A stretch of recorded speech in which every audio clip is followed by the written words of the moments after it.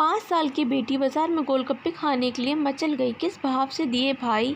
पापा ने सवाल किया। 10 रुपए के 8 दिए हैं, गोलगप्पे वाले ने जवाब दिया। पापा को मालूम नहीं था गोलगप्पे इतने महंगे हो गए हैं। जब वे खाया करते थे तब तो 1 रुपए के 10 मिला करते थे। पापा ने जेब में हाथ डाला।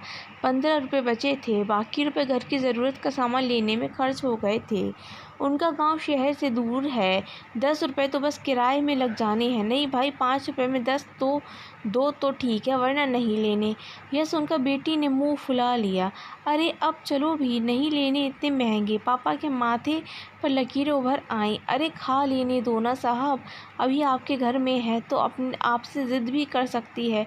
कल को पराए घर चली गई तो पता नहीं ऐसे मचल पाएगी या नहीं। तब आप भी तरसोगे बिटिया की फरमाइश पूरी करने को। गोलगप्पे वाले के शब्द थे तो चुभने वाले, पर उन्हें सुनकर पापा को अपनी बड़ी बेटी की याद आ गई, जिसकी शादी उसने 3 साल पहले एक खाते पीते पढ़े लिखे परिवार में की थी। उन्होंने पहले साल से ही उसे छोटी छोटी बातों पर सताना शुरू कर दिया था।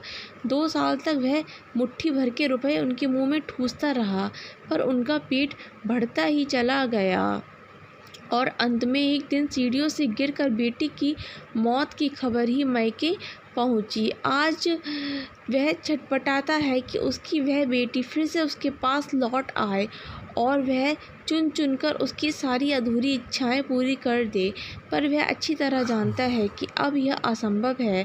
दे दूं क्या बाबूजी? गोलगप्पे वाले की आवाज़ से पापा की तंत्रा टूटी। रुको भाई, 2 मिनट। पापा पास ही पंसारी की दुकान थी, उस पर गए जहाँ से ज़रूरत का सामान खरीदा था। खरीदी गई 5 किलो चीनी में से 1 किलो चीनी वापस की तो 40 रुपये जेब में पड़ गए।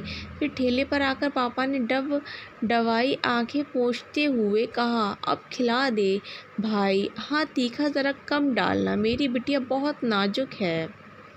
सुनकर 5 साल की गुड़िया जैसे बेटी की आंखों में चमक आ गई और पापा का हाथ कस कर पकड़ लिया। जब तक बेटी हमारे घर है, उनकी हर इच्छा पूरी करनी चाहिए। क्या पता आगे कोई इच्छा पूरी हो पाए या ना हो पाए। ये बेटियां भी कितनी अजीब होती हैं। जब ससुराल में होती हैं तब मायके जाने को तरसती हैं। सोचती हैं कि घर जाकर माँ को ये बताऊंगी, पापा से ये मांगूंगी, बहन से ये कहूँगी, भाई को सबक सिखाऊंगी और मौज मस्ती करूँगी। लेकिन जब सच में मायके जाती है तो एकदम शांत हो जाती है, किसी से कुछ नहीं बोलती, बस माँ पापा भाई बहन से गले मिलती है, बहुत बहुत खुश होती है। भूल जाती है कुछ पल के लिए पति ससुराल, क्योंकि एक अनोखा प्यार होता है। मायके में एक अजीब कशिश होती है। मायके में ससुराल में कितना भी प्यार मिले, माँ बाप की एक मुस्कान को तरसती हैं ये बेटियाँ।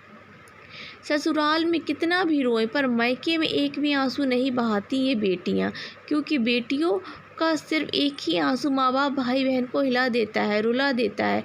कितनी अजीब हैं ये बेटियाँ, कितनी नटखट हैं ये बेटियाँ। आज अनमोल देन है ये बेटियाँ। हो सके तो बेटियों की बहुत प्यार दें, उन्हें कभी भी ना रुलाएं, क्योंकि अनमोल बेटी 2 परिवार जोड़ती है, 2 रिश्तों को साथ लाती है अपने प्यार और मुस्कान से।